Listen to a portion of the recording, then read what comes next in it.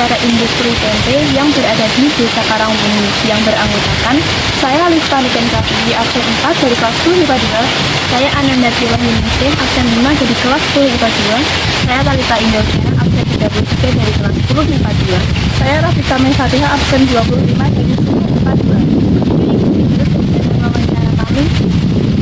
Mau bertanya, bolehkah Masnya mengenalkan diri dahulu?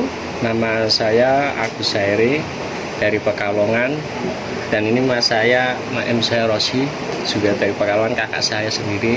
Ya. Terus Mau tanya juga, mulai kapan Masnya mengerjakan usaha tersebut?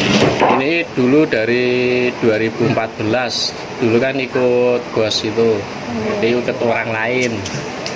Jadi kan di situ ikut orang lain itu mencari ilmu bagaimana cara bikinnya, terus lama-lama kan pengen tahu bagaimana sih dagangnya sebenarnya. Habis itu langsung jadi pengusaha sendiri? Ya alhamdulillah bisa dagang sendiri. Mengapa masih milih usaha ini? Ya karena faktor sekolahnya itu kan dulu sampai SMP, terus faktor lingkungan.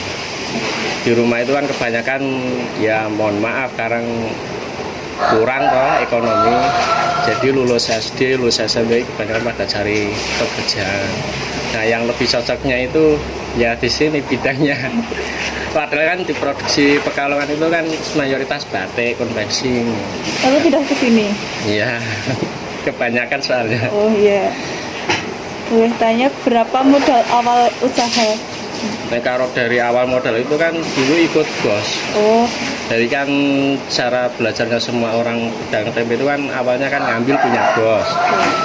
Misalnya kan jualin gitu loh, tapi cari pasaran sendiri. Begitu rata-rata udah habis 25 kilo, 30 kilo, ya sesuai kemampuan diri sendiri toh. Saya pengen keluar cari sendiri, cari modal sendiri. Jadi itu udah lepas, udah nggak ikut bos, cari kontrakan sendiri, cari modal sendiri.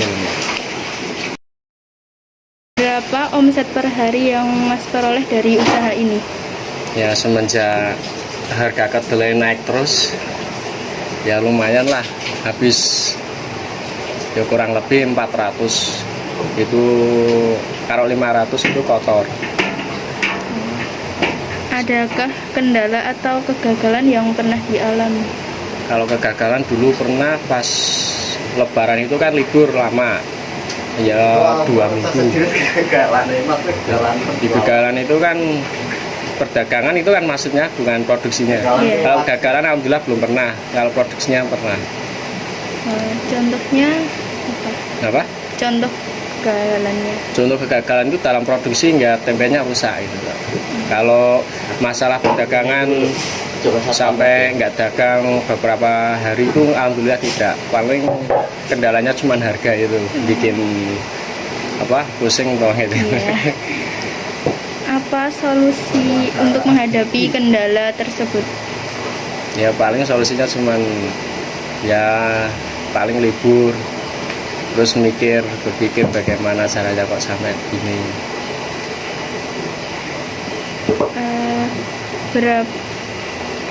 Pernahkah mengalami kerugian? Ya alhamdulillah belum pernah, paling cuman balik modal gitu.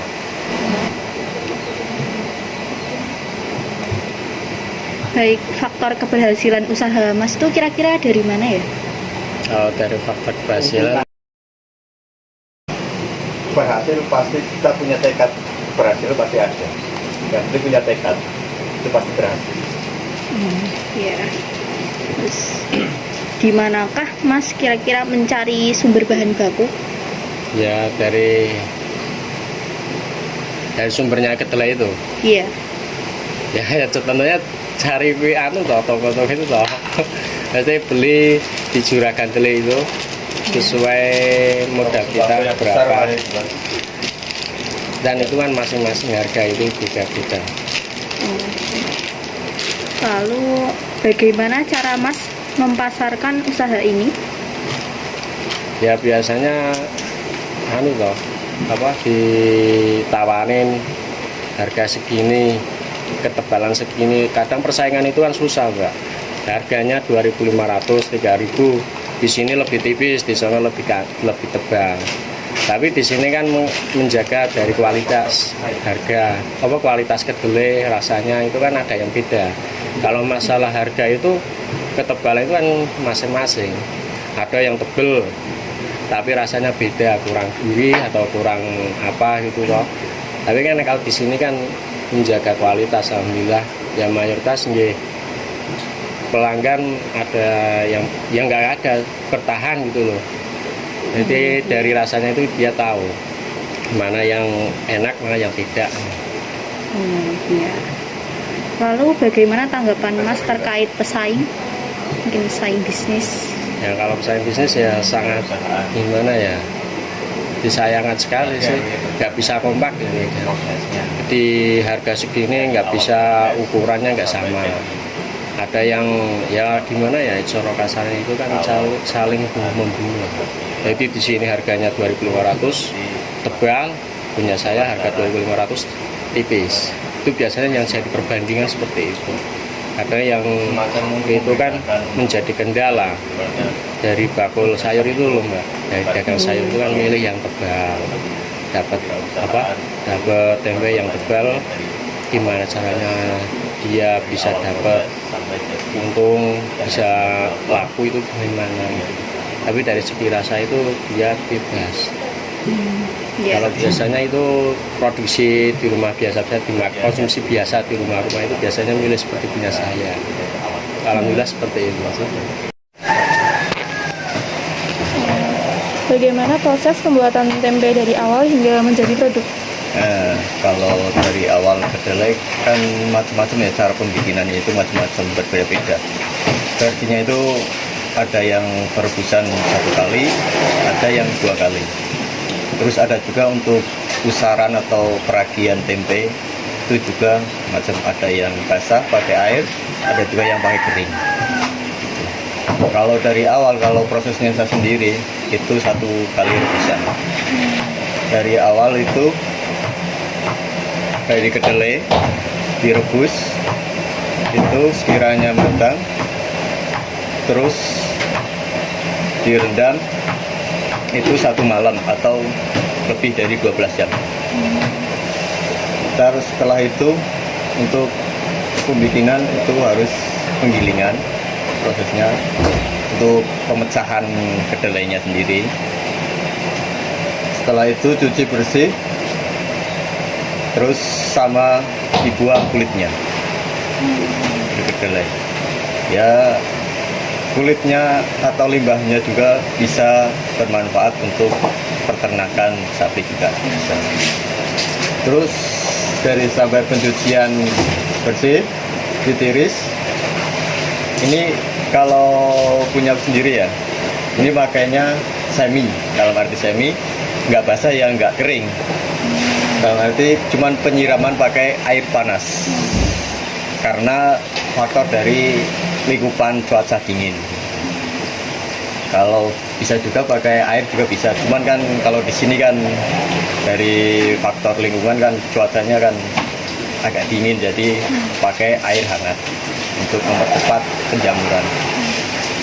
Setelah peragian itu kan dipakai air panas dulu, siram, tiriskan, kiranya udah tiris berapa jam, apa setengah jam lah, paling cepatnya setengah jam. Terus penakaran ragi tergantung cuaca sih. Kalau ngasih peragian itu dari cuaca dingin, panas itu bisa diatur. Dan proses seperti itu.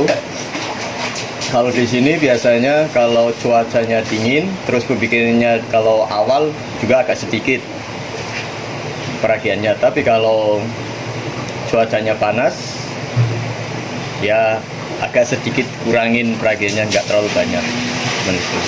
Terus dari peragian itu pembungkusan. Setelah pembungkusan itu penataan, itu difermentasikan selama 2 hari. 1 hari 2 malam. Itu pemprosesan penjamuran. Setelah penjamuran itu bisa langsung di pasar perjualbelikan. Seperti itu. Untuk bisa memperlihatkan yang sudah kemasan juga ada di dalam. Kalau siang ini lihat, Ya, baik-baik. Terus berapa harga yang dipasarkan? kalau harga itu masing-masing dari lingkupan atau dari pasarannya yang mau tempat yang dijual itu. Seumpamanya di perdesaan yang mengikut pasarannya aja. Seperti ya, walaupun perdesaan ya harga menyelerakan lingkupan gitu. Mayoritas ya kalau di sini pasaran saya sendiri itu mayoritas 2,5 atau 2.500. Itu umumnya pasaran yang saya tempati untuk jual seperti itu. Dan ukurannya juga beda-beda ya? Kalau ukurannya itu mayoritas takerannya itu kalau yang 2,5 mayoritas sama. Cuman kalau yang harganya beda ya pasti berbeda. Oh iya. Cuman itu. Terus rencana untuk usaha ini ke depannya? Untuk usaha kedepannya pasti ingin memperkembangkan biar semakin maju atau semakin bisa lebih berkembang lagi. Ya, berarti akan terus dilanjutkan ya? Ya tetap pasti. Itu suatu kerjaan untuk pekerjaan pokok ya. Iya. Terima kasih Mas. Ya.